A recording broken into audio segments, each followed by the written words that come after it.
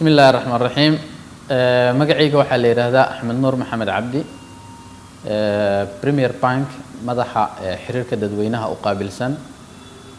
Waxaan aad iyo aad ugu faraxsanahay bandhiga ganacsiga Soomaaliyeed oo dhawaan lagu qaban doono magaalada Muqdisho inaan ka soo qayb galno. Sidoo kale waxaan aad iyo aad ugu hambalyeynaa dhalinyarada barnaamijkaasi isku hawlay ee qaban qaabinayso. waxaana aan halkaasi ka muuqata fursad weyn oo ay halkaasi ka heli doonaan dhammaan ganacsiyada Soomaaliyeed in ay u bandhigaan ganacsiyada kale ee dunida ee caalamiga ah iyo shirkadaha caalamiga ah products-koodii waxyaabaha ay soo saaraan iyo dhammaan shaqooyin kala duwan ay u qabtaan muxuu ahaa ganacsiyada Soomaaliyeed ay qabtaan inay halkaas ku soo wada bandhigaan. wuxuu ku soo aaday xaqiiqatan waqtigii loo baahnaa aad iyo aad ayaana muxuu ahaa arrinkaasi u bogaadinaynaa.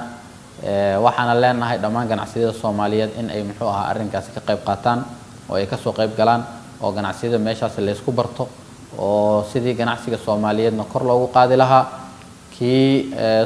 ganacsiga Soomaaliyeedna loo gaarsiin lahaa dibadaha dibadaha wanaagsanaana loo soo gaarsiin lahaa dalka in ummadda Soomaaliyeed looga faa'iideeyo.